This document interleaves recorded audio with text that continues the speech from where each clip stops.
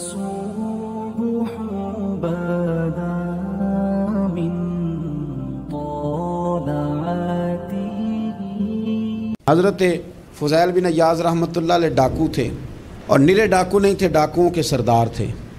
تو ارشاد فرماتے ہیں کہ میرا طریقہ یہ تھا کہ میں ایک پورے قافلے کی صورت میں حملہ کرتا تھا تو لوگ ڈرا کرتے تھے اگر کہ فضیل بن عیاض کے ڈاکوؤں نے حملہ کیا تو پھر نہیں بچتے. ایک دن گزر رہا تھا تو ایک قاری صاحب آیت پڑھ رہے تھے، لا تقنطوا من رحمت اللہ، اللہ کی رحمت سے کبھی نا امید نہ ہونا. ان اللہ یغفر الذنوب جمیعا، بے شک وہ سارے ہی گناہ معاف کر دے گا. آپ فرماتے ہیں میرے دل میں بات اثر کر گئی.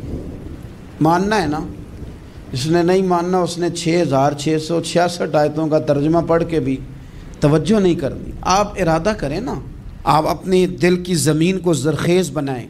فرماتے ہیں میں فوراً وہ آیت سنی تو میں رویا، اور میں وہ حافظ صاحب کے پاس چلا گیا، ان سے اجازت لی، ان کے کمرے میں داخل ہوا. میں نے کہا آپ نے ابھی آیت پڑھی ہے کہ اللہ سارے گناہ معاف کر دے گا؟ تو جس بندے نے کئی سال ڈاکے ڈالے ہوں، بیٹیاں روتی رہتی ہوں پر وہ مال لے کے آ گیا ہو، مائیں واسطے دیتی رہتی ہوں پر وہ لوٹ کے نکل آیا ہو، اب جی اگر وہ بندہ بھی سچے دل سے توبہ کرے تو اللہ معاف کر دیتا ہے. تو آفو جی کہنے لگے میں کون ہوتا ہوں تمہیں کوئی تفسیر بتانے والا، میں نے تو قرآن کی آیت پڑھی ہے. میرا رب کہتا ہے لا تقنطوا من رحمت اللہ، تم نے مایوس نہیں ہونا، تم آ جانا، معافی مانگ لینا. ان اللہ یغفر الذنوب جمیعا، اللہ سارے ہی گناہ معاف فرما دے گا. اللہ سارے گناہ، تو یہ تو اللہ فرما رہا ہے. فضیل بن عیاض کہتے ہیں میں نے کہا ختم ہو گئی بات، توبہ بھائی. واپس آیا تو وہ میرے ساتھ جو تھے نا ان سے میں نے کہا سردار نیا تلاش کر لو بھائی. اب ارادے بدل گئے، پروگرام کچھ اور ہو گیا. اب تو لوگ ہمیں تانے دیں گے، اب تو لوگ باتیں کریں گے کہ اوتھے کی لین جانا ہے. فضیل بن عیاض کہنے لگے بس بھائی توبہ کرنی، اب تم کوئی اور سردار تلاش کر لو. اور اوپر سے نہیں کہا، توبہ کی تقریریں نہیں کی، دوسروں کو میسج نہیں بھیجے، اور لیکچر نہیں جھاڑے، رو کے کہا، درد سے کہا، دل سے کہا. تو وہ جو باقی کے تھے نا ان پر سردار کی بات کا اثر ہوا. کہنے لگے سردار ہم نے سردار نیا نہیں ڈھونڈنا، اگر چوریاں مل کے کی ہیں تو اب تو اس طرح تو نہ کر، توبہ بھی مل کے ہی کریں گے، اب اللہ بھی مل کے ہی کریں گے. اب بس تو اگر ادھر جائے گا تو ہم بھی تو جائیں گے نا. اللہ اکبر. فضیل بن عیاض کہتے ہیں ظاہر ہے مال لوٹا کرتے تھے. میں نے مسئلہ پوچھا علماء سے تو انہوں نے بتایا کہ یہ تو حقوق العباد کا مسئلہ ہے، جو لوٹا ہے وہ تو واپس کرنا ہی پڑے گا. اب میں نے وہ پیسے جمع کیے، اب سارے تو میرے پاس تھے نہیں، جتنے میں دے سکتا تھا دیے، جو کھا چکا تھا وہ رہ گئے. ایک یہودی کے پیسے رہ گئے، اس کے گھر چلا گیا. میں نے جا کے اسے کہا میاں میں نے کر لیا توبہ، اور میں وہ فضیل بن عیاض ڈاکو ہوں جس کے تیرے گھر سے اتنا مال لوٹا تھا، میرے پاس پیسے کوئی نہیں، وہ پیسے لگ گئے، اب تو اس طرح کر مجھے معاف کر دے. وہ کہنے لگا نا جناب. یہ بھی کبھی کبھی ہوتا ہے، لوگ نا شرافت کو بزدلی سمجھ لیتے ہیں. فضیل بن عیاض سے کہنے لگا میں تو پیسے لوں گا، ایسے تو نہیں معاف کرتا. آپ فرمانے لگے پیسے تو کوئی نہیں. یہ سچی توبہ ہے. وہ کہنے لگا پھر اس طرح کرو میری اونٹوں کو چارہ ڈالو، پیسے پورے ہوئے تو چلے جانا. کل ڈاکو تھے، ابھی وہ تلوار چلانی آتی ہے، نیزہ چلانا آتا ہے، ڈٹنا آتا ہے، اعصاب مضبوط ہیں، مسئلہ کوئی نہیں، لیکن توبہ سچی کی ہے نا. یہ سچی توبہ والے لوگوں کا طریقہ ہے. اس سے کہہ سکتے تھے کہ جا جتھو لب دینی لے لے، تجھے کہا معاف کر دے، تو تیار ہی نہیں ماننے کو. حضرت فضیل بن عیاض کہنے لگے اگر اونٹوں کو چارہ ڈالنے سے تو معافی دیتا ہے نا تو میں تیرے اونٹوں کو چارہ ڈالنے کو بھی تیار ہوں. کیوں کہ راضی اللہ کو کرنا ہے، اپنے ضمیر سے بوجھ اتارنا ہے، بندوں کے سامنے سرخرو نہیں ہونا، اللہ کے حضور ہونا ہے. توبہ کا مطلب ہے رب کوئی بارگاہ میں سرخرو ہونا، بندوں کے سامنے نہیں. حضرت فضیل بن عیاض صاحب کہنے لگے ڈالیں گے تیرے اونٹوں کو چارہ، کیوں نہیں ڈالنا. 2-4 دن چارہ ڈالا تو وہ یہودی ایک دن کہنے لگا کہ یہ نا ٹھیکریوں سے بڑی ہوئی تھیلی ہے، یہ تو ذرا اٹھا کے لا. حضرت فضیل بن عیاض نے اٹھا کے اسے دی، جب اس نے کھولی تو اشرفیوں کی بھری ہوئی تھی. تو آپ فرمانے لگے تو کہتا ٹھیکریاں اٹھا کے لا. کہنے لگا میں تورات بڑی پڑھتا ہوں، عالم ہوں، میں نے تورات میں پڑھا تھا کہ مسلمان جب سچی توبہ کر لیں گے نا تو رب ٹھیکریوں کو بھی سونا بنا دیا کرے گا،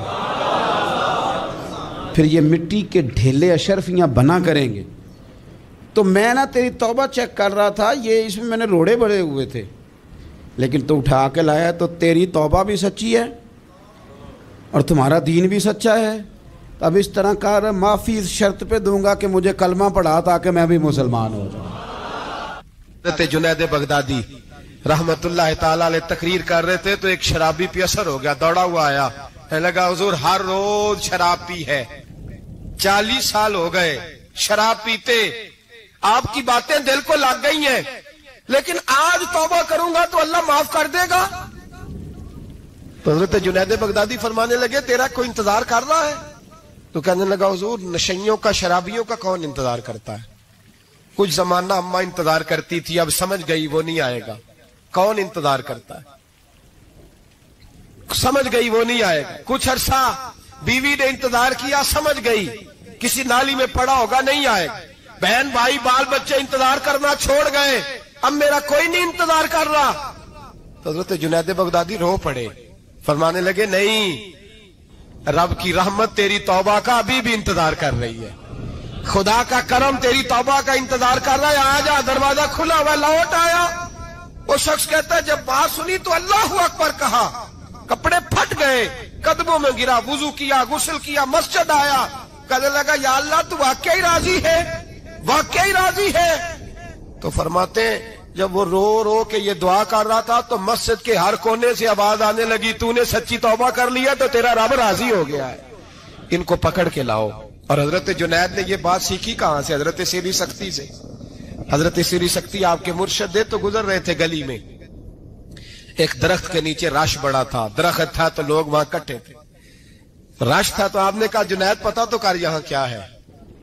لوگوں نے کہا حضور ایک شرابی شراب کے نشے میں مست آل فول بول رہا ہے اور لوگ تماشا دیکھ رہے ہیں۔ حضرت گئے، چھڑی ہاتھ میں تھی، جوانوں سے کہا چلو نکلو بھاگو، سب لوگ چلے گئے۔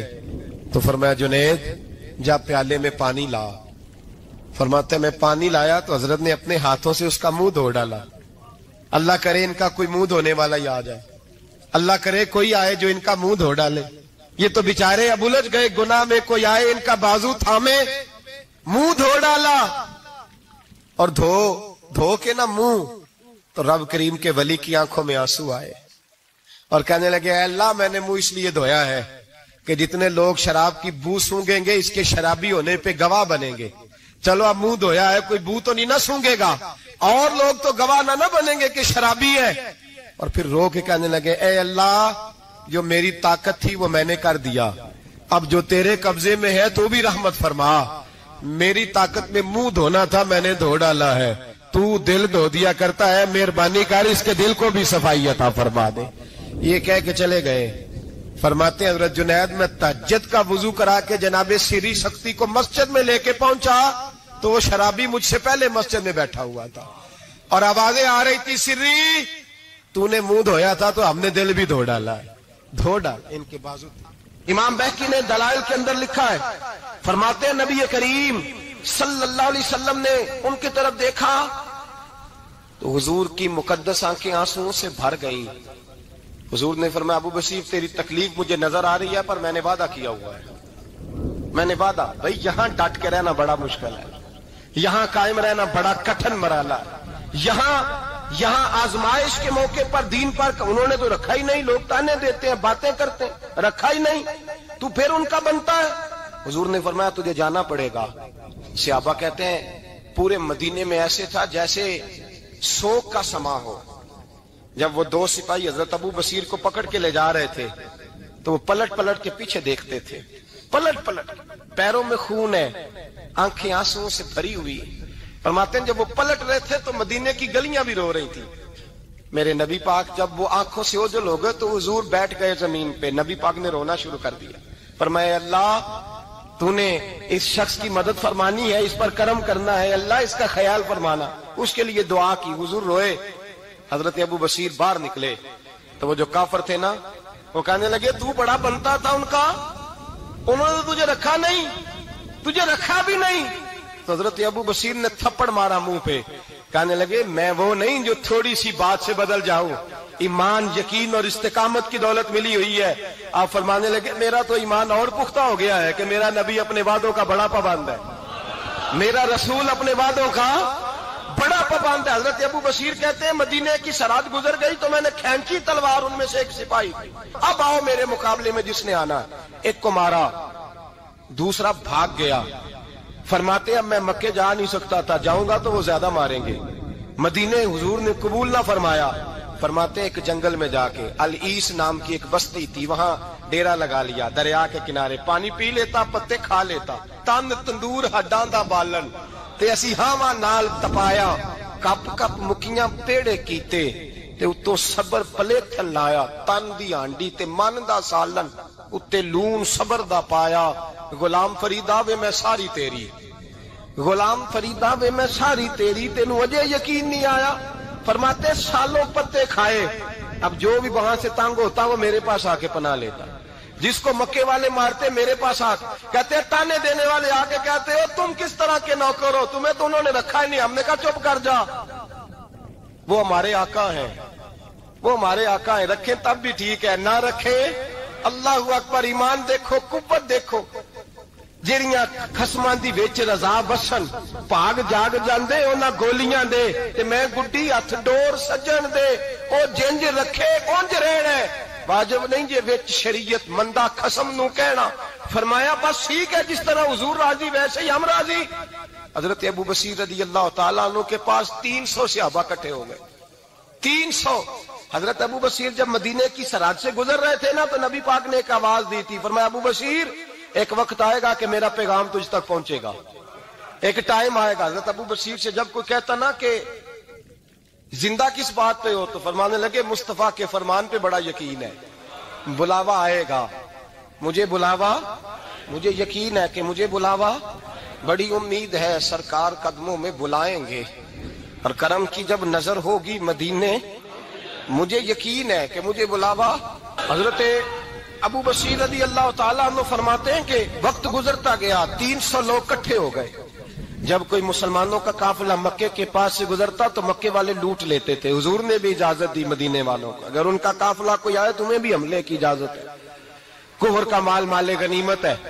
حضرت ابو بصیر کہتے ہیں جب بھی ہمارے قریب سے وہ رستہ تھا شام کی طرف جانے کا، جب بھی کافر گزرتے ہم ان کے قافلے پکڑ لیتے، لوٹتے، ہم بھی ان کو اس طرح کی سزا دیتے جو مسلمانوں کو دیتے تھے۔ فرماتے ان کا جینا محال ہو گیا، ہاتھ باندھ کے نبی پاک کی بارگاہ میں گئے، کہنے لگے یہ شرک ختم فرما دیں اور آپ ان کو بلا لیں، بلا لیں۔ حضرت ابو بصیر فرماتے ہیں میں بوڑھا آدمی تھا، دن بھر میں کام کرتا، محنت کرتا، اس علاقے میں کھیتی باڑی کرتا، جب رات ہوتی تو میں کسی پہاڑ کے ٹیلے پہ بیٹھتا اور مدینے کی جانب منہ کر لیتا اور میں انتظار کرتا بلاوا کب آئے گا، کب حضور کا پیغام آئے گا، میں انتظار کرتا۔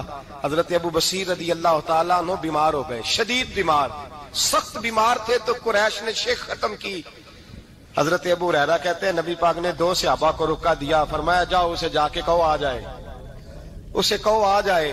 صحابہ کہتے ہیں ہم پہنچے تو ان کا آخری وقت چل رہا تھا، آخری ہجکیاں تھیں، ایمان اور یقین دیکھو، آخری ہجکیاں۔ لوگ کہتے ابو بصیر وقت آ گیا، وہ کہتے نہیں ابھی وقت نہیں آیا، وقت تب آئے گا جب نبی پاک کا بلاوا آئے گا، حضور کا وعدہ تھا وقت تب آئے گا جب میرے نبی کا بلاوا آئے گا، ابھی بلاوا نہیں آیا تو ابو بصیر کا وقت بھی نہیں آیا۔ صحابہ کہتے ہم نے جا کے رکا، تھمایا، اٹھنے کی بھی طاقت نہیں تھی۔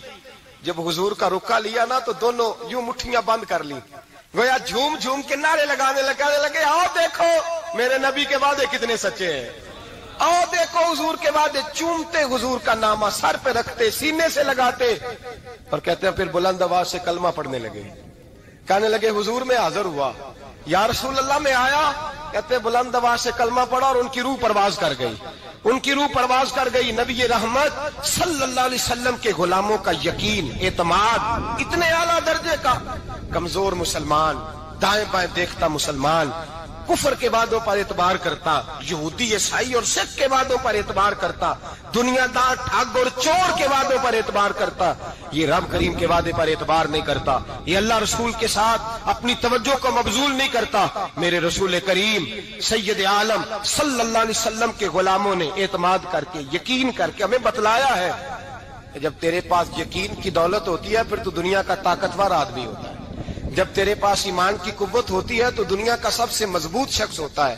اپنے آپ کو مضبوط کریں، اپنے اندر ایمان کی توانائی پیدا کریں، یہ جھوٹے وعدوں پر، جھوٹی تسلیوں پہ اپنے آپ کو زندہ نہ رکھیں، نہ دیکھیں دائیں بائیں کیا ہو رہا ہے، توجہ سیدھی اللہ رسول کی جانب رکھیں، مضبوط ایمان پیدا کرے، تگڑا دانائی والا۔ ایک حدیث میں نے البدایہ میں پڑھی، اور جب روایت پڑھی نا تو پڑھ کے میں نے کتاب بند کر دی۔ میں نے کہا بس بھائی اب اس سے آگے کہاں جانا ہے کسی نے، یہ تو حد ہے، اس عنوان پر حد ہے۔ توبہ کریں تو پھر بدل جائیں، پھر تبدیلی آئے، اور یہ کوئی مشکل کام نہیں، جو بدلنے والے تھے وہ بدل گئے، بڑا کچھ کرتے تھے پر پھر وہ لوگ بدل گئے۔ حضرت فضالہ رضی اللہ تعالیٰ عنہ کہتے ہیں کہ میں بڑا دلدادہ تھا عورتوں کا،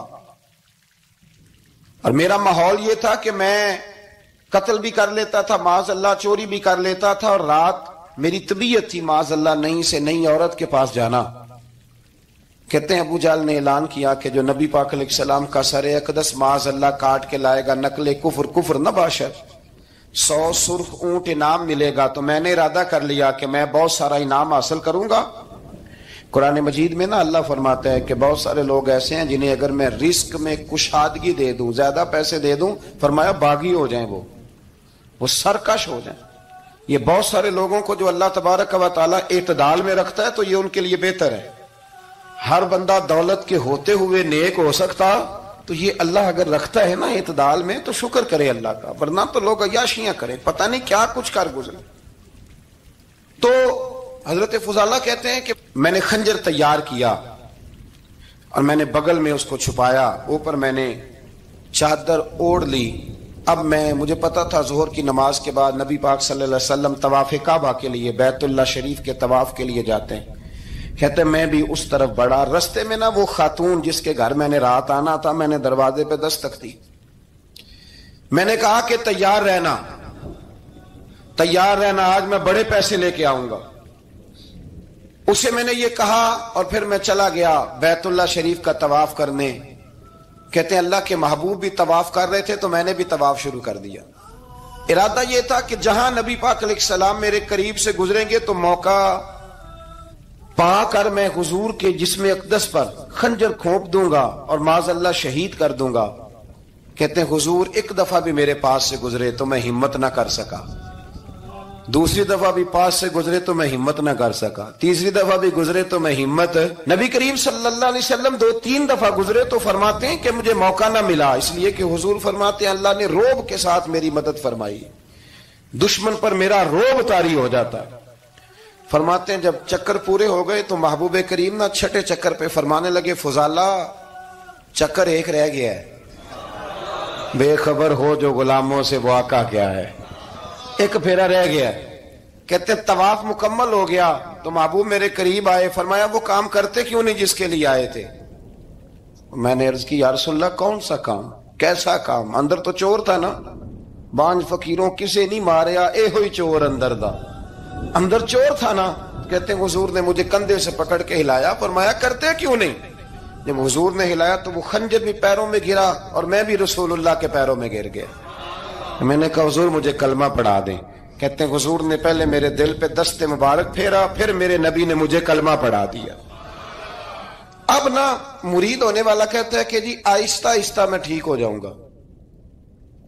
اب وہ آہستہ آہستہ کا کیا ترجمہ ہے یہ بالکل سمجھ نہیں آتی۔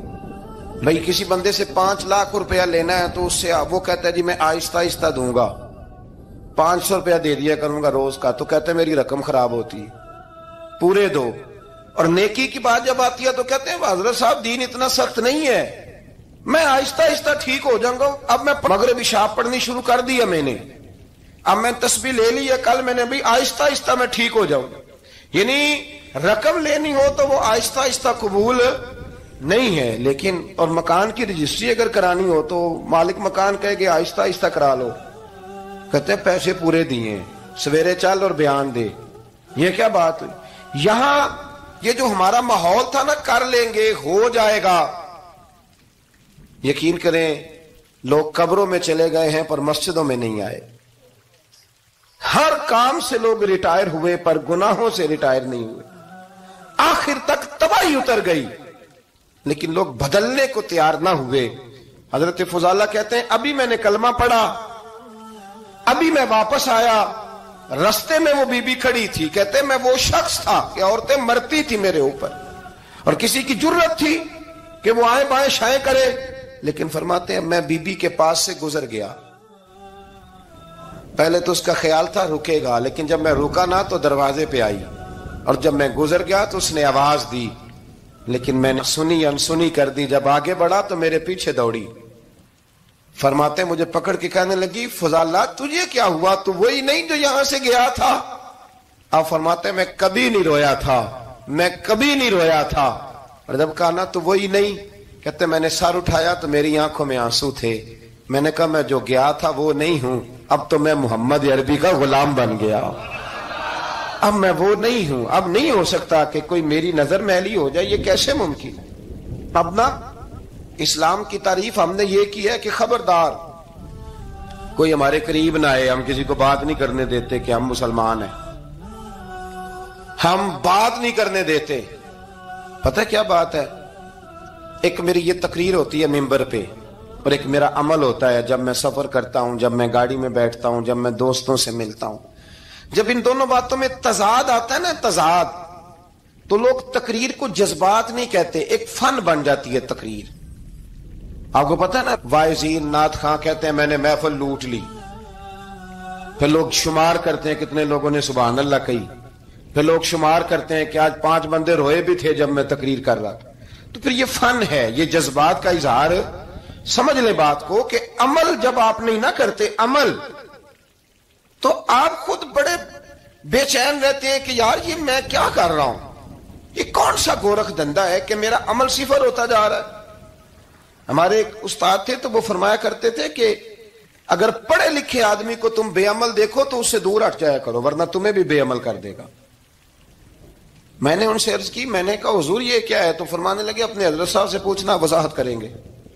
मैंने हजरत साहब से कहा जी अजीब बात कर दी है, इल्म वाले बंदे के पास बैठ के तो इल्म आता है। तो वो फरमा रहे थे कि इल्म वाले बंदे के पास अगर वो बेअमल हो तो बिल्कुल ना बैठना। तो हजरत साहब फरमाने लगे उन्होंने सही कहा है। अब बात बहुत बड़ी है, पता नहीं आपकी समझ में आती है नहीं आती, बहरहाल कर देता हूं। पढ़ा लिखा बंदा अगर बेअमल हो तो उसके पास, तो मैंने कहा हुजूर क्यों? फरमाने लगे इसलिए कि वो अपनी बेअमली पर भी दलाइल देगा, वो बेअमली पर भी दलीलें कायम करेगा कि ये वजह है तो इसलिए मैं ऐसे कर रहा हूं। तो चूंकि वो बेअमल है और है पढ़ा लिखा, नबी करीम सल्लल्लाहु अलैहि वसल्लम के गुलाम ना पल भर में बदल जाते थे। और अल्लाह ताला भी ना बड़े मौके देता है हमें, बड़े मौके। हुजूर ने फरमाया जिसने ईमान और एहतसाब की नीयत से रोजे रखे वो नई जिंदगी का आगाज करे, इसलिए कि अल्लाह ने उसके पिछले सारे गुनाह माफ फरमा दिए। मेरे नबी करीम अलैहिस्सलाम ने फरमाया जो शख्स बीमार हो गया, मरीज हो गया, और निसाई शरीफ में फरमाया कि 3 दिन तक बिस्तर पे रहा और उसने शिकवा न किया अल्लाह का, और जब वो शिफायाब होके बिस्तर से उठा है ना, तब अल्लाह ने उसके पिछले सारे गुनाह माफ फरमा दिए। और फरमाया जो हज करने गया, हज करके वापस आया, अल्लाह के हबीब फरमाते हैं यूं समझे कि मैं आज ही मां के पेट से पैदा हुआ। बड़े मौके अल्लाह ने दिए, बड़े मौके, बड़े सारे मौके अता फरमाए कि मैं तेरे पिछले गुनाह माफ कर दूंगा। तू भी तो नई जिंदगी का आगाज करना, तू भी तो शुरू करना नए सिरे से, तू भी तो बदल के आना, तू भी तो अपने अंदर तब्दीली पैदा करना। हजरत इमाम हसन से आके वजीफा पूछा, उस शख्स ने कहा हुजूर औलाद कोई नहीं तो वजीफा बताया। तो आपने फरमाया इस्तिगफार पढ़ा कर। क्या कर? उसने कहा ठीक है। तो हुजूर फिर मैं दोबारा कब आऊं? तो इमाम हसन कहने लगे बे औलाद है ना तू, इस्तिगफार का वजीफा बताया ना? कहा। फरमाने लगे अब उस वक्त आना जब अल्लाह तुझे 10 बेटे अता करेगा। कितने? 2-4 नहीं, 10 ही कह दिए। तो हजरत अमीर मुआविया रज़ी अल्लाह तआला देखा, कहने लगे हसन इतना बड़ा दावा। आप फरमाने लगे मैंने कह दिया ना तो अल्लाह फजल करेगा। हाँ हाँ अल्लाह खैर करेगा, खैर हो जाएगी। वो शख्स कई सालों के बाद आया, कई सालों के बाद। तो हजरत अमीर मुआविया को भी साथ लाया, कहने लगा हुजूर अल्लाह के फजल से अल्लाह ने 10 बेटे अता फरमाए, पूरे 10 ही अल्लाह ने दिए। तो हजरत अमीर मुआविया कहने लगे जनाब बात तो आपकी सच्ची हो गई, पर मुझे भी बताइए वजीफा कहां से लिया? फरमाने लगे कुरान पाक से। سورہ نوح کی 10 11 12 آیت پڑھو. اللہ فرماتے ہیں تم استغفار پڑھو, میں تمہاری بیٹوں سے بھی مدد کروں گا, مالوں سے بھی مدد کروں گا. تو میں نے استغفار بتائی تھی, اور قرآن میرے اللہ کا ہے, رب کا وعدہ جھوٹا ہو سکتا؟ فرمایا 10 بیٹے ملنے تھے, میں نے کیا جو دیا تھا. وہ میرے بھائیوں یاد رکھیں, استغفار اللہ کی رحمت نازل کر. ایک ہوتا ہے خوف, ایک ہوتی ہے خشیت. خوف والے لوگ توبہ کرتے ہیں, خشیت والے استغفار کرتے ہیں. ایک ہوتا ہے خوف, ایک ہوتی ہے خشیت والے استغفار کرتے ہیں. نبی کریم علیہ السلام نے فرمایا میں دن میں 100 مرتبہ استغفار کرتا ہوں, دن میں 100 مرتبہ. توبہ والا کہتا ہے کہ میں بھول گیا تھا, مجھے معافی مل جائے. اور خشیت والا کہتا ہے میرا یار ناراض نہ ہو جائے, وہ استغفار ہی کرتا رہتا ہے, وہ معافی. حضرت رومی نے مثال دی ہے, فرماتے ایک عورت تھی تو بھیک مانگا کرتی تھی. ایک دن بادشاہ کے دروازے پہ بھیک مانگنے گئی تو بادشاہ کو پسند آ گئی, اس نے نکاح کر لیا. 20 کنیزائیں اس بی بی کے پاس تھی خدمت کرنے کے لیے, روٹی دینے کے لیے, کپڑا دینے کے لیے, لیکن وہ ہر وقت روتی رہتی تھی, ہر وقت روتی. ایک سمجھدار کنیز کہنے لگی کہ ملکہ اب تیرا درجہ بہت بڑا ہے, تو ہر وقت روتی رہتی ہے, معافی ہی مانگتی رہتی ہے ہر وقت, کون سی ایسی نعمت ہے جو تیرے پاس نہیں؟ تو وہ کہنے لگی اس لیے تو روتی ہوں.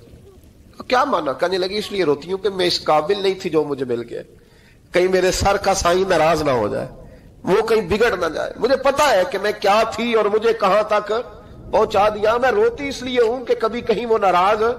حضرت عمر اس لیے روتے تھے کہ کہیں مصطفیٰ ناراض نہ ہو جائے. حضرت ابو بکر اس لیے تڑپتے تھے کہ کہیں اللہ کا فضل روٹ نہ جائے. یہ جو مولا علی اپنے کمرے میں بیٹھ کے زور زور سے استغفار پڑھتے, تو اس لیے نہیں کہ بڑے پاپ تھے جن کی معاذ اللہ معافی مانگتے تھے, اس لیے کہ رب رسول کہیں ناراض نہ ہو. خشیت تھی کہ جہاں ہم پہنچے ہوئے کہیں وہاں سے واپس. استغفار بندے کی اللہ سے صلح کرا دیتا ہے, بندے کی رب سے صلح ہو جاتی ہے جب استغفار. دیکھیں نا, بڑی سادی سی بات ہے کہ 2 بھائی ناراض ہو تو بڑا کہتا ہے اس نے میری بے ادبی بڑی کی, تو چھوٹا اگر پاس آ جائے اور پیر پکڑ لے کہ چل یار معاف کر دے, تیرا بھائی نہیں. پتہ کیا ہوتا ہے, صرف معافی نہیں ملتی. ہاں صرف معافی نہیں, چھوٹے نے بے ادبی کر دی, بڑے کو تکلیف ہوئی, بات جب آگے بڑھی نا تو بڑے نے شکوہ کیا. جب لوگوں نے چھوٹے کو سمجھایا تو چھوٹا جب معافی مانگتا, ادھر دیکھو میری طرف, جب چھوٹا معافی مانگتا ہے نا اٹھ کے جاتا ہے اور بڑے کے پیر پکڑتا ہے تو میرا معاف نہیں کرتا, بڑا رو بھی پڑتا ہے, بڑا رو بھی پڑتا ہے. اور وہ کہتا ہے کہ وہ میں اور تم اماں کے پاس اکٹھے بیٹھتے, ایک باپ کی موٹر سائیکل پہ اکٹھے بیٹھتے, تو تیرا اور میرا رشتہ اتیار تو نے یہ کیوں. وہ جو آنسو نکلتے ہیں نا, وہ درد ہوتا ہے, وہ کیف ہوتا ہے, وہ سوز ہوتا ہے, وہ لذت ہوتی ہے, وہ پیار ہوتا ہے. رب کہتا ہے تو معافی مانگ, انہو کان غفارا, تو معافی مانگ, میں تجھے معاف بھی کروں گا, تیرے اوپر رحمت بھی فرماؤں گا, تیرے اوپر کرم نوازی بھی کروں گا, تجھے نواز دوں گا, تجھے عطا کروں گا. حضرت موسیٰ کلیم اللہ علیہ السلام کا زمانہ مبارکہ تھا, قحط پڑ گیا, بارش نہیں ہوتی. ہم لوگ نا, اب تو خیر ہمارے پاکستان میں تو ٹیبل ٹاک ہوتی ہے, ٹاک شو ہوتے ہیں. ہمارے ہاں تو پتہ کیا جاتا ہے کہ بارش ہو کیوں نہیں رہی, پھر اس پہ یہ ہوتا ہے کہ دھواں بڑا چڑھ گیا ہے, حالات بڑے خراب ہیں, فلاں ایسے ہو گیا قحط کا. ہم تو اسباب تلاش کرتے رہتے ہیں نا, نہیں پھوک بہت زیادہ ہے, فلاں چیز ایسے ہے, فلاں چیز ایسے ہے, ہم تو یہ تلاش کرتے رہتے ہیں. وہ لوگ یوں نہیں کرتے تھے, وہ سیدھے جا کے مصلوں پہ بیٹھتے تھے, اس لیے کہ وہ کہتے تھے جب رب چاہتا ہے تو پھر کوئی چیز کسی چیز کو روک سکتی, وہ سیدھے مصلے پہ بیٹھتے.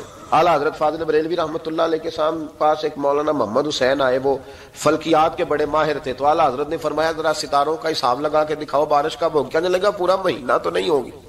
تو اعلیٰ حضرت رحمۃ اللہ علیہ فرمانے لگے کہو کہ میرا علم کہتا ہے مہینہ نہیں ہوگی, اللہ چاہے تو ابھی ہو سکتی ہے. کہنے لگا جی وہ تو ٹھیک ہے پر میرا علم, وہ جیسے روز لوگوں نے پیر نیٹ ٹو سین شاہ صاحب نہیں کھولے ہوتے کہ بارش کب آئے گی, اور اس کی طرف نہ دیکھ, مسلے پہ بیٹھ, مہربانی کر مسلے پہ بیٹھ, اللہ کی بارگاہ میں حاضر ہو, اس سے معافی مانگ, اسے منا تاکہ وہ رحمت کی بارش. کہنے لگا جی میرا علم کہتا ہے. تو اعلیٰ حضرت فرمانے لگے پھر وہی بات, تو کہہ اللہ چاہے تو بارش ابھی, لیکن یہ جو اڑ گئے ہیں نا بیچارے, یہ اڑ ہی گئے ہیں, یہ جہاں الجھ گئے ہیں وہاں یہ لوگ الجھ گئے, اللہ ہمیں الجھنے سے محفوظ فرمائے.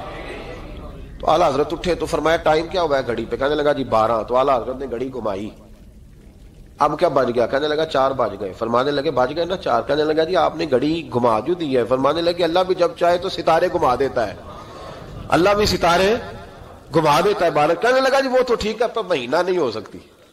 اڑا ہوا بندہ اس کا کوئی علاج ہے جو اڑ جو جائے؟ اس کے لیے قرآن کہتا ہے وَإِذَا خَاطَبَهُمُ الْجَاهِلُونَ قَالُوا سَلَامًا، اسے سلوٹ کرو دور سے، اسے کو تو جان اور تیرا۔ کہنے لگا جی ہو نہیں سکتی پورا مہینہ، فرمانے لگے یار تو جا اپنا کام کر۔ وہ شخص کہتا ہے میں نے دروازہ کھولا اعلیٰ حضرت کا، کمرے سے باہر نکلا تو تیز بارش ہو رہی تھی۔ واپس آیا تو میں نے کہا احمد رضا یہ عقیدہ کہاں سے لیا ہے؟ فرمایا دروازہ مصطفیٰ سے لیا ہے صلی اللہ علیہ وسلم۔ تو یاد رکھیں کہ اللہ کو منانا چاہیے، استغفار کرنا چاہیے، اس کی برکات۔ حضرت موسیٰ ساری قوم کو لے کے نکل گئے۔ آؤ بھائی میدان میں اللہ کی بارگاہ میں استغفار کریں اور بارش کا سوال کریں، بارش مانگیں۔ جب باہر نکلے دیر تک دعائیں ہوتی رہیں تو حضرت موسیٰ علیہ السلام کو رب کریم نے وحی فرمائی کہ موسیٰ آپ کی قوم میں نے ایک شخص ہے جس کو 40 سال ہو گئے نافرمانی کرتے، اس نے رب سے صلح نہیں کی۔ کتنے لوگ ہیں؟ ایک، اور 40 سال سے وہ نافرمان ہے، اس کو مجمع سے نکال دو بارش ہو جائے گی۔ اگر ایک گناہ گار کی وجہ سے بارش رک جاتی ہے اور جہاں دروازے کھلے ہوئے ہوں، جہاں تنہائیاں خوفناک ہوں، اور جہاں تباہی اتری ہوئی ہو، اور جہاں لوگ کروڑوں روپیہ مال ہڑپ کر گئے ہوں، اور جہاں علماء کو ہتھ کڑیاں لگا کے ٹھنڈی زمینوں پہ لٹا دیا جائے اور قوم کہہ رہی ہو اچھا ہوا اچھا ہوا، اور لوگ پھبتیاں اڑا رہے ہوں، مذاق کر رہے ہوں، تو پھر اس قوم پہ کس طرح کر کے فضل الہی۔ اور یہ مولوی کا معاملہ نہیں، یہ تو ممبر رسول کا معاملہ ہے۔ میرے مصطفیٰ نے یہ نہیں کہا پیر میرا وارث ہے، حضور نے فرمایا عالم میرے دین کے وارث ہے۔ ہاں حضور نے فرمایا جس نے عالم کے چہرے کا دیدار کیا سمجھے میں نے اپنے نبی کی زیارت کی ہے۔ لیکن یہاں تو خیر یہ عنوان نہیں، ورنہ میں اس پر جاتا ہے۔ تو کہا ایک بندہ ہے 40 سال سے اللہ کی نافرمانی کر رہا ہے، وہ اگر نکل جائے تو بارش ہو جائے گی۔ حضرت موسیٰ نے اعلان کر دیا بھی ایک شخص ہے، وہ اگر نکل جائے تو بارش ہو جائے گی۔ پتہ تو ہوتا ہے نا سب کو، مجھے بھی پتہ ہے کہ میں اندر سے کیسا ہوں، اور آپ کو بھی خبر تو ہوتی ہے نا جی۔ جب بات ہو رہی ہوتی ہے تو پھر پتہ تو چلتا ہے نا کہ بات کہاں جا کے سیٹ ہو رہی ہے، پتہ چلتا ہے نا۔ اسے بھی چل گیا پتہ، اب اندر ہی اندر رونے لگا۔ اور دیکھو امام رازی اور امام غزالی دونوں نے لکھا ہے کہ اس درد سے رویا، اس درد سے کہ ادھر والے کو بھی پتہ نہ چل جائے، مجمع کے اندر کھڑا ہے اور ادھر والے کو بھی استغفار، دیکھو ادھر والے کو بھی پتہ نہ چل جائے اور ادھر والے کو بھی کہیں ہجوم میں غم میں بھی توہین ضبط غم نہ ہوئی۔ ہم اس احتیاط سے روئے کہ آنکھ نم نہ ہوئی، ہجوم میں غم میں بھی توہین ضبط غم نہ ہوئی۔ ہم اس احتیاط سے روئے کہ آنکھ نم نہ ہوئی، روئے بھی پر کسی کو آنسو نہیں دیکھنے دیے۔ اب اس درد سے کہتا ہے اللہ تو معاف کرنے والا ہے نا، تو معاف کرتا ہے، پردہ پوشی کرتا ہے، اور مالک اگر لوگوں کو پتہ چل گیا تو میرے تو بچوں کا بھی جینا حرام کر دے گا، یا اللہ میری تو آنے والی نسل بھی تڑپ کے وقت گزارے گی۔ مالک تو معاف کر دیا کرتا ہے، لوگ نہیں معاف کرتے، اے اللہ یہ میری خوبیاں بھول جائیں گے، میری خامیوں پر بات، مالک میں یہ ذلت نہیں برداشت کر سکتا، فضل فرما۔ حضرت موسیٰ نے دوبارہ اعلان کیا نکلتے ہو کہ نہیں نکلتے؟ پھر تڑپا خدا بندہ مجھے بے آبرو نہ کر، یہ ذلت اور رسوائیاں یہ نہیں برداشت ہوتی، اللہ درگزر۔ حضرت موسیٰ نے تیسرا اعلان کیا نکلتا ہے یا میں پھر اس کا نام لوں، اللہ سے پوچھ کے نام لوں اس کا، بتاؤ کون ہے؟ اب تو تڑپ گیا، کہنے لگا مالک میں تیری بارگاہ میں استغفار کرتا ہوں، آئندہ نہیں کرتا، آئندہ نہیں کرتا۔ یہ لفظ ادا کیے، بندہ کوئی بھی نہیں نکلا، رب کریم نے بارش عطا کر دی، تیز بارش جب برسی نا، تیز بارش، لوگ تو مین دیکھ کے دوڑ گئے۔ تو حضرت موسیٰ کہنے لگا یا اللہ مجھے بھی تو بتا، تو نے کہا تھا کہ جب تک بندہ نہیں نکلتا بارش نہیں ہوگی، تو نکلا کوئی بھی نہیں، بارش ہو گئی، ماجرا کیا ہے؟ تو رب کریم نے فرمایا موسیٰ بس اس نے مجھ سے صلح کر لی، اس نے مجھ سے صلح کر لی۔ اور امام غزالی نے لفظ لکھے حضرت موسیٰ نے پوچھا، حالانکہ اللہ اپنے نبیوں کو غیب کے خزانے دیتا ہے، پوچھا کہ اے اللہ مجھے اس کا نام بتا دے، تو رب کریم نے فرمایا موسیٰ جب گناہ گار تھا تب نہیں کسی کو بتایا، جب پاپی تھا تب نہیں بتایا، جب مجرم تھا تب نہیں بتایا، اب کیسے بتا دوں؟ فرمایا اس کی میری صلح ہو گئی ہے، اور فرمایا جو بارش نہیں نہ ہو رہی تھی وہ بھی اس کی وجہ سے نہیں ہو رہی تھی، اب جو ہوئی ہے نا تو یہ بھی اسی کی وجہ سے ہوئی ہے، یہ بارش اب جو ہوئی ہے تو یہ بھی یہ اس گناہ گار کے سبب سے۔ اپنی راتیں اللہ کے ساتھ گزارے، مصلی پہ بیٹھے۔ میرے صاحب رحمۃ اللہ علیہ سے جب کو کہتا نا کہ بڑا پریشان ہوں تو کچھ بتائیں، تو فرماتے آج رات مصلی پہ بیٹھ کے اپنے رب سے بات کرنا، میں بھی بات کروں گا۔ بندوں کو دکھ بتانے سے عزت میں کمی آتی ہے، اور اگر اللہ کو بندہ اپنے دکھ بتائے تو اللہ عزتیں بڑھا دیتا ہے۔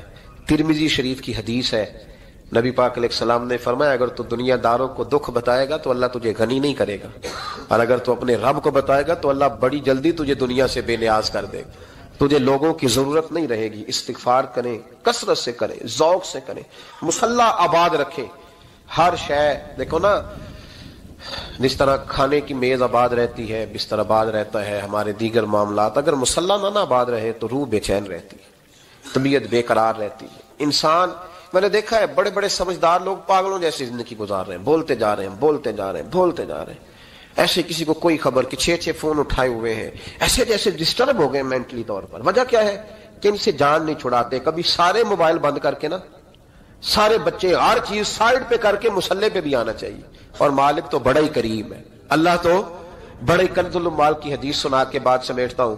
نبی پاک صلی اللہ تعالی وسلم فرماتے ایک شخص تھا بنی اسرائیل میں، بڑا مالدار تھا، تو پھر اس پہ غربت آ گئی۔ جب غربت آئی تو رو پڑا، کہنے لگا اے اللہ میں غریب ہو گیا ہوں، میری مدد فرما، میں نے بڑی نافرمانی کی ہے تیری۔ مالدار جب تھا تو بڑی موج یا اللہ میں نے بڑی اب نہیں کروں گا، مجھے اس غربت سے نکال۔ تو اللہ نے فرشتوں سے کہا کہ دے دو جو مانگتا ہے۔ تو فرشتے کہنے لگے یا اللہ یہ توبہ کر کے نہیں آیا، ڈر کے نہیں آیا، یہ تو الجھ گیا تب آیا ہے، یہ تجھ سے ڈر کے ہوتا ہے نا ایسے کہ لوگ اللہ سے نہیں ڈرتے جتنا غربتوں سے معاذ اللہ ڈرتے ہیں۔ یا اللہ یہ تو وہ الجھ گیا تب آیا۔ تو اللہ نے فرمایا پتہ مجھے بھی ہے، لیکن آ تو گیا ہے نا، چلو دے دو۔ تو کہا یا اللہ اگر دے دیا تو دوبارہ نہیں آئے گا۔ فرمایا اس کا بھی مجھے پتا ہے، تم دے دو۔ اسے دے دیا۔ جب دولت مل گئی نا تو کہنے لگا اوہو وہ تو میں نے اس طریقہ سے استعمال کیا اس لیے کامیاب ہو گیا۔ پھر کچھ وقت گزرا تو پھر الجھ گیا، پھر قرضے چڑھ گئے، پھر سارے علاج کہنے لگا یا اللہ اب نہیں کرتا، اب معاف کر دے۔ 70 دفعہ توبہ کی اور 70 دفعہ توڑی۔ حبیب کریم فرماتے ایک دن بستر پہ تھا، آسانی تھی، 70 دفعہ فرشتوں نے کہا یا اللہ یہ جھوٹا ہے، جھوٹ بولتا ہے، یہ تو غربت ہے، یہ تو تیری بارگاہ میں آیا ورنہ کبھی نہ آتا، بیمار ہوا ہے تو آیا، اس کا تو بچہ بیمار ہوا ہے تو آیا ورنہ کبھی نہ آتا۔ 70 دفعہ توبہ توڑی۔ ایک دن رات کو بستر پہ لیٹا تھا، دولتیں بھی تھی، آسانیاں بھی تھی، دل میں خیال آیا میں کتنا جھوٹا ہوں، جب الجھ جاتا ہوں تو اس کے دروازے پہ جاتا ہوں اور وہ کتنا کریم ہے، مجھے خالی نہیں لوٹاتا۔ تڑپ اٹھا، آنسو نکل گئے، اٹھ کے مصلی پہ کھڑا ہوا تو رب کریم نے فرشتوں سے فرمایا کھول کے دیکھو دروازے، آج یہ غربت کی وجہ سے نہیں آیا، آج میرا بن کے آیا ہے۔ تو یا اللہ پہلے تو دولت دیتا تھا، آج کیا دے گا؟ تو محبوب فرماتے اللہ فرماتے اب میں اسے بغیر حساب کتاب جنت عطا کروں گا۔ استغفار کریں، اس کے حضور حاضری دیں۔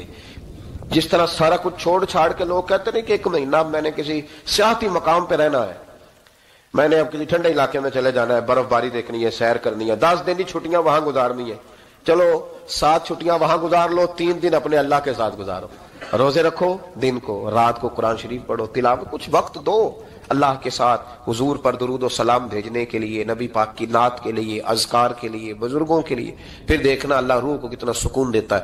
آخر دعوانا ان الحمدللہ رب العالمین۔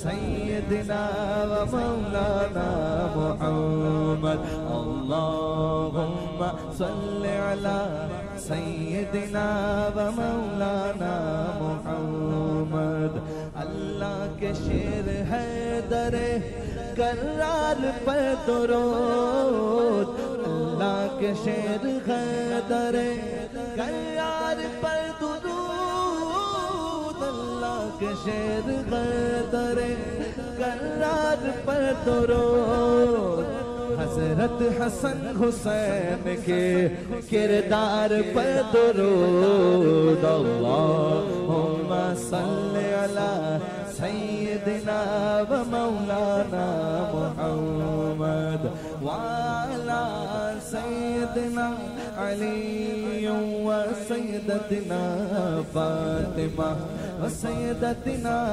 زینب و سیدنا حسن و سیدنا حسین وعلا آلہ و صحبہ و بارک وسلم زینب کی بارگاہ میں زینب کی بارگاہ میں زینب کی بارگاہ میں زینب کی بارگاہ میں سلام نیاز ہے زینب کی بارگاہ میں سلام نیاز ہے، جو مرتضیٰ کی لاڈلی زہرا کا ناز ہے۔ اللہم صلی علی سیدنا و مولانا محمد وعلی سیدنا علی و سیدتنا فاطمہ و سیدتنا زینب و سیدنا حسن و سیدنا حسین۔